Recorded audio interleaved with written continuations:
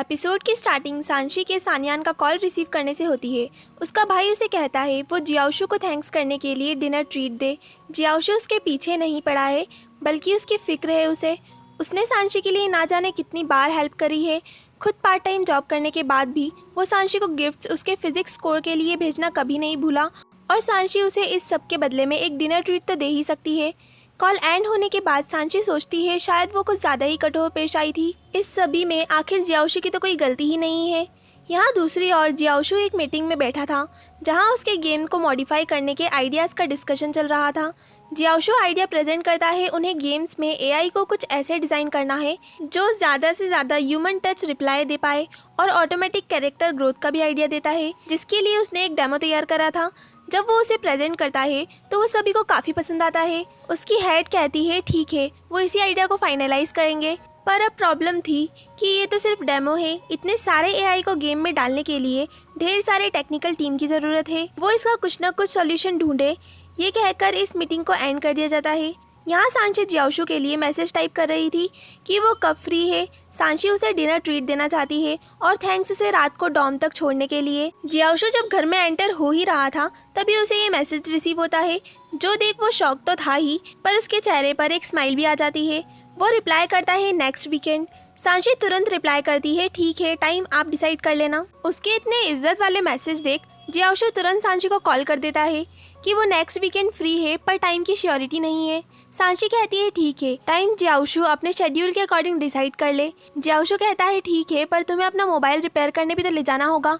सांशी confusion में पूछती है क्यों, मेरा मोबाइल तो सही सलामत है। जियाओशु कहता है अच्छा, पर जिस तरह से तुम्हारे मैसेज मुझे मिले, आप जी इतने रिस्पेक्ट वाले, मुझे लगा तुम्हारा मोबाइल खराब हो गया है। जो सुन सांशी हक पका जाती है, फिर कहती है उसके डैड ने कहा था अपने से 5 साल बड़े लोगों से रिस्पेक्ट से बात करना। तो बेसिकली यहाँ सांशी जियाओशु को उसकी एज के लिए टीज कर रही थी। जियाओशु फ़ोन कट करने लगता है तो सांशी उसे रोकते हुए क्लैरिफाई करती है कि वो उसे इग्नोर नहीं कर रही थी, बल्कि जब वो कैंपस में थी तो उसके पास उसका फ़ोन ही नहीं था। जो सुन जियाओशु हंसकर कहता है उसे ये सानियान पहले ही बता चुका है। नेक्स्ट सीन में सांशी अपने फ्रेंड्स के साथ क्लास में जा रही थी, तभी मिंग उसे रोकते हुए अपने साथ मूवी पे चलने का ऑफर करता है। जो सुन सांशी शॉक हो जाती है। तभी वहाँ सांशी की फ्रेंड निंग और मिंग का फ्रेंड साथ में आते हैं। वो दोनों डेट करना स्टार्ट कर चुके थे। सभी ये जानकर कि मिंग सांशी को मूवी के लिए ले जा रहा है, वो उसे टीज करने लगते हैं अकेले सांशी को। मिंग कहता है अगर वो लोग फ्री हैं तो वो भी साथ आ सकते हैं। सभी खुशी में हाँ कहते हैं, पर संडे को जाना है ये पता चलने पर सांशी को जियाओशु के साथ डिनर याद आता है और वो नहीं आ पाएगी कहती है। मिंग का चेहरा उतर जाता है, पर सांशी के फ्रेंड सांशी को समझाते हैं और वो आएगी कह देते हैं। यहाँ जियाओशु को एक पार्सल रिसीव होता है, जो वही लड़की जियांग ने भेजा था। उसका मैसेज भी उसे मिलता है पार्सल के बारे में। जियाओशु फ्रस्ट्रेट होकर उस पार्सल को भी उसी रूम में रख देता है जहां उसने जियांग के भेजे ना जाने कितने ही पार्सलों को बिना खोले पटक रखा था। नेक्स्ट डे जब वो ऑफिस में था तो जियांग ने उसे पैसे ट्रांसफर करे थे, जिसे जियाओशु ट्रांसफर बैक करके मैसेज करता है अब मुझसे कांटेक्ट करने की कोशिश मत करना। जियाओशु का ये मैसेज देख जियांग बहुत परेशान हो जाती है और उसे बहुत मैसेज और कॉल करती है, जो सभी जियाओशु इग्नोर कर देता है। यहाँ हम देखते हैं कि काम के चलते जियाओशु खाना भी ढंग से नहीं खा रहा है। उसके पेट के दर्द को भी वो इग्नोर कर रहा है। जब मीटिंग होती है तब वो जल्दीबाजी में लंच कर रहा था और तब भी उसके पेट के दर्द को इग्नोर करने की कोशिश कर रहा था, जो कि असहनीय होता जा रहा था। यहाँ सांशी रेडी होकर जियाओशु से मिलने पहुंच चुकी थी।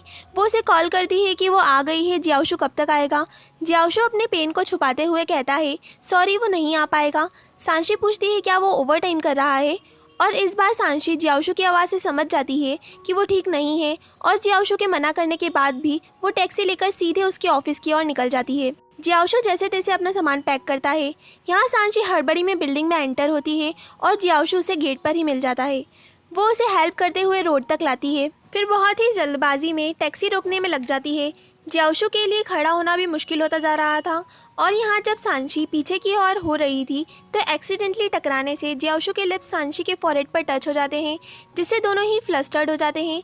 फिर दोनों ही इसे टालते हुए कि ये एक्सीडेंट था जल्दी से अलग हो जाते हैं। फाइनली सांशी एक टैक्सी रोकने में कामयाब हो जाती है और जियाओशु को अंदर बैठाने में हेल्प करती है। वो टैक्सी ड्राइवर जियाओशु की हालत देख कहता है क्या इसने ड्रिंक करी है, सोच लो अगर मेरी गाड़ी गंदी करी तो एक्स्ट्रा पैसे देने होंगे।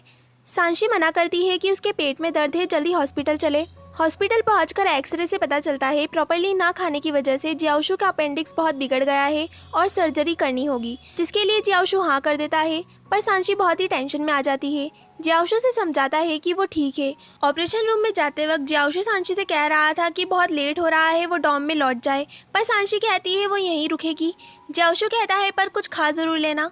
जियाओशु के ऑपरेशन रूम में जाने के बाद सांशी बहुत टेंशन में बैठी थी। वो जियाओशु की रिपोर्ट्स देखकर सोच रही थी कि अगर आज वो उसे डिनर पर इनवाइट नहीं करती तो जियाओशु आज भी दर्द को दबा लेता और हॉस्पिटल नहीं आता। तभी उसकी मॉम का कॉल आता है और उन्हें जियाओशु के यूं इमरजेंसी सर्जरी के बारे में पता चलता है। और अब इतने सालों बाद सांशी को जियाओशु की कंडीशन के बारे में अपनी मॉम से पता चलता है कि जब वो 18 साल का था तभी उसकी मॉम की डेथ हो गई थी। उसके डैड तो पहले से ही हॉस्पिटल में थे और जब से जियाओशु अपनी पढ़ाई के साथ साथ खुद का खर्चा खुद ही उठा रहा है और उसने उनके दिए हुए पैसे भी कुछ ही दिनों में लौटा दिए थे। वो बहुत ही हार्ड वर्किंग लड़का है।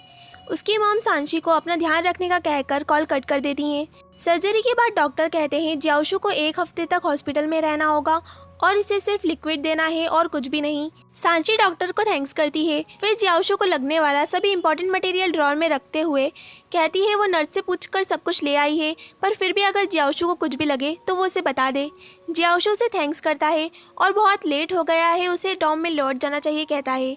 वो उसे टैक्सी लेने का कहता है और उस टैक्सी का प्लेट नंबर भी उसे फॉरवर्ड करे और डॉम में पहुंचकर उसे तुरंत कॉल करे। सांशी कहती है वो छोटी बच्ची नहीं है, वो सेफली पहुंच जाएगी। जियाओशु हंसकर ठीक है कहता है और सांशी लास्ट टाइम सब कुछ ठीक है देखकर चले जाती है। उसके जाने के बाद जियाओशु को वो एक्सीडेंटल किस याद आती है और वो सोचता है क्या सांशी उससे अपसेट होगी। तभी उसके पास सानियान का कॉल आता है कि वो कैसा है। सांशी ने उसकी मदद करी तो अब उसे सानियान का भी शुक्रगुजार होना चाहिए। जियाओशु हंसकर ठीक है कहता है। वो आज जो भी एक्सीडेंटली हुआ वो उसे बताने ही वाला था, पर फिर कुछ सोचकर रुक जाता है और फ़ोन कट कर देता है। थोड़ी देर बाद सांशी फिर रूम में आती है, जिसे देख जियाओशु शॉक होकर पूछता है वो अभी तक क्यों नहीं गई। तो सांशी कहती है उसने बहुत सोचा और डिसाइड करा है कि वो यहीं रुकेगी और अगर उसकी जगह जियाओशु होता तो भी तो वो यही करता ना। अब जियाओशु उसे मना भी नहीं कर पाता। वो कहता है उसने कुछ खाया कि नहीं। सांशी उसे पॉलीथिन दिखाती है जो वो लाई थी, पर जियाओशु कहता है पूरे दिन भूखे रहने के बाद वो सिर्फ ब्रेड खाएगी नहीं, वो उसके लिए कुछ ना कुछ ऑर्डर ज़रूर कर रहा है। पर सांशी मना कर देती है कि उसे ज़्यादा भूख नहीं है। अब जियाओशु अपने मोबाइल में लग जाता है और सांशी ब्रेड खाने में। जब जियाओशु उसे देखता है तो उसने ब्रेड अपने मुंह में ठूस रखी थी, जो देख जियाओशु ये सोच कि ये जेलीफिश की तरह कितनी क्यूट दिख रही है अपनी हंसी कंट्रोल करने की कोशिश करने लगता है। सांशी पूछती है क्या बहुत फनी है। जियाओशु कुछ नहीं कहकर फिर मोबाइल चलाने लगता है। सांशी फिर वॉशरूम में जाकर अपना चेहरा चेक करती है, पर उसे तो सब ठीक ही दिखता है। फिर उसकी नज़र टॉवल पे जाती है और वो सोचती है जियाओशु हिल नहीं सकता तो क्या उसे क्लीन करने के लिए टॉवल ले जाना चाहिए। वो उसे गीला करके जियाओशु के पास पहुंचती है कि वो उसे क्लीन करने में हेल्प करेगी, जो जियाओशु खुद लेने लगता है। तो सांशी मना करती है कि अगर उसका घाव खुल गया तो उसे और दिन हॉस्पिटल में रहना पड़ेगा। जियाओशु उसे हेल्प करने देता है। सांशी उसके क्लोज आकर उसका फेस वाइप करने लगती है। तभी जियाओशु अपनी आंखें खोल देता है, जिससे सांशी के दिल की तो धड़कन ही रुक जाती है और यहीं एपिसोड एंड हो जाता है। आगे की कहानी जानने के लिए स्टे ट्यून्ड। बाय।